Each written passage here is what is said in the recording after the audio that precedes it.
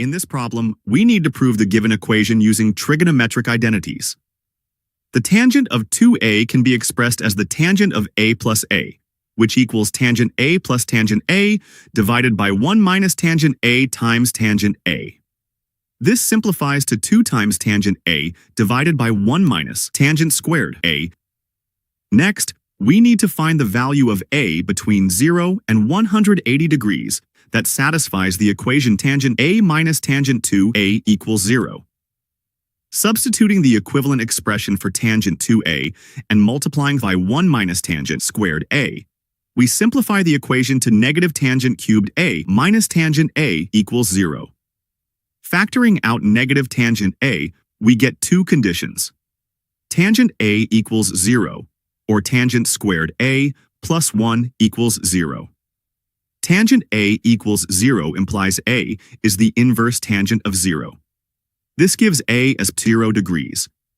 Another solution within the domain can be found by adding 180 degrees, resulting in a equals 180 degrees. From the second condition, tangent squared a equals negative 1. However, a squared number cannot be negative, so there is no real solution for this condition. Now, we need to find the value of x between negative pi and 2 pi that satisfies the given equation. Using the sum to product formula, cos x minus pi over 6 can be rewritten as cos x, cos pi over 6 plus sine x sine pi over 6.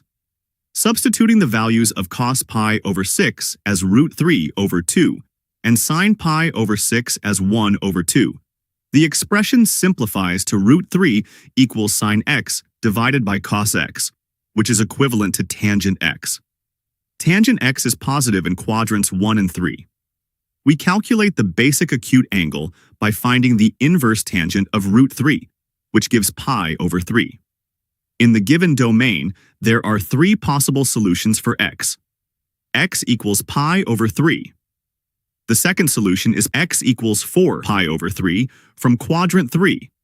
The third solution is x equals negative 2 pi over 3 from rotating clockwise into quadrant 3. These solutions for x are within the domain of negative pi to 2 pi.